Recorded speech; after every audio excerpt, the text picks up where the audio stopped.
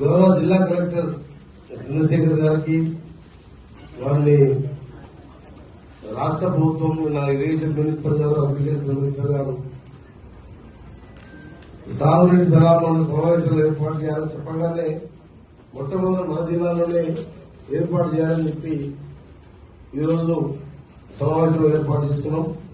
వారిని అభినందిస్తూ ఎందుకంటే ఈ ఎల్నినో ప్రభావం గత కొన్ని దశాబ్దాలుగా ఎప్పుడు కూడా ఇంత కరువు రాలేదు కదా. వర్షాకాలం లాగానే లేదు. మనం ముఖ్యంగా దక్షిణ తెలంగాణలో పూర్తిగా ఇబ్బందుల్లో ఈరోజు రాబో కాలంలో ఎంత ఇబ్బంది ఉంటుందో, మళ్ళా ఇప్పుడే చెప్పినట్టు సూపర్ ఎల్నినో సెప్టెంబర్ లో ఉంటుంది అని చెప్పి మనం మ్యాప్ ద్వారా కూడా చూపించడం జరిగింది.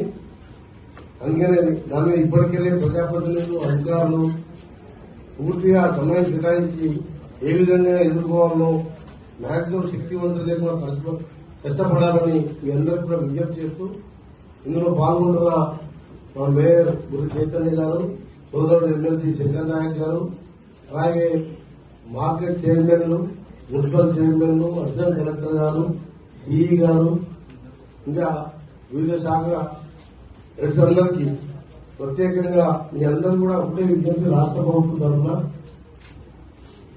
ఈ రోజు ఉన్న పరిస్థితి, నేను 30 ఏళ్ళుగా రాజకీయాల్లో ఎమ్మెల్యేగా ఉన్నా ఎప్పుడు చూడలేదు ఇంత కరువు పరిస్థితి. దగ్గర కరువు వచ్చిందని పూర్తిగా అసలు ఈరోజు మనం ఎప్పుడే స్ట్రాటజీస్ చూపించిన ఆఫీసర్స్ ఎంత వరి చేసినాము, లాస్ట్ ఇయర్ ఎంతుంది ఈ సీజన్.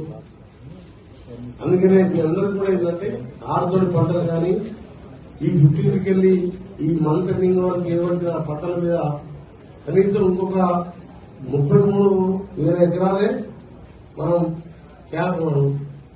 క్రాప్ డైవర్సిటీ చేయడం జరిగింది. దాన్ని 1,00,000 ఎకరాలు పెంచే విధంగా మీరందరూ కూడా ప్లాన్ చేసుకుని మీ ఏఈఓల ద్వారా గ్రామాలు తిరుగుతూ 24 గంటలు కష్టపడాలని చెప్పి ప్రత్యేకంగా విజ్ఞప్తి చేస్తుంది. ఎందుకంటే కరువు వచ్చినప్పుడే, కష్టం వచ్చినప్పుడే పేదవాళ్ళకి, చిన్న సన్నకారు రైతులకు, మధ్యతర రైతులకు మనం అండగా ఉండాలి. ఆ సమయం వచ్చింది కాబట్టి మీరందరూ కూడా వారికి అండగా ఉండి ఏ విధంగా ఈ స్ప్రింక్లర్ నుంచి ఆలోచించడం, రేపు ఎల్లుండి వరకు ఎన్ని ఎకరాలు కావాలి, ఎలక్ట్రిక్ సంబంధించిన 2,000 ట్రాన్స్ఫార్మర్ తక్షణం కావాలి, 4,000 ఓవర్లోడ్ గా ఉన్నాయి. ఓవరాల్ గా 9,000 ట్రాన్స్ఫార్మర్స్ ఓవర్లోడ్ ఉన్నాయని చెప్పి ఎలక్ట్రిసిటీ ఎస్సీ గారు చెప్పడం జరిగింది. మీరు చెప్పిన విధంగా మీరు ప్రపోజల్ పంపిస్తే ముఖ్యమంత్రి గారితో ఎప్పటికప్పుడు మాట్లాడుతూ, అక్కడ అధికారులతో మాట్లాడుతూ సంబంధిత స్ప్రింక్లర్స్ కానీ ట్రాన్స్ఫార్మర్ ఏది కావాలన్నా తెప్పించే బాధ్యత నాది.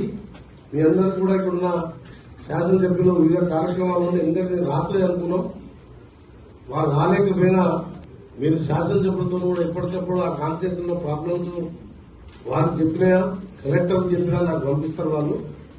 మనం ఏదున్నా సరే ఇప్పుడు ఈ కరువును ఎదుర్కొని ప్రజలకు, రైతులకు అండగా ఉండాలని, దాంతో పాటు రాబో కాలంలో 2 సంవత్సరాల్లో మనం అనుకున్న చిరకాల కోరిక 2005లో మొదలుపెట్టిన శ్రీశైలం సొరంగ మార్గం మే 28 ఇంకా 2 సంవత్సరాల లోపే ఇలా మరొక ఈ శాశ్వత పరిష్కారం నల్గొండ జిల్లాకు సాగర్లాగా ఏ విధంగా శాశ్వత పరిష్కారం ఆ రోజుల్లో నెహ్రూ గారు శంకుస్థాపన చేస్తే, ఈ రోజు రాజశేఖర రెడ్డి గారు ముఖ్యమంత్రిగా నేను పట్టుబట్టి తీసుకొచ్చిన సొరంగ మార్గం పూర్తయితే ఏఎంఆర్పీకి 2 పంటలకు గ్రావిటీ ద్వారా, దాంతోపాటు దానికి అనుబంధంగా ఉన్న బ్రాహ్మణ 1,00,000 ఎకరాలకు 4,00,000 ఎకరాలతో పాటు శాశ్వతంగా ఫ్లోరైడ్ వాటర్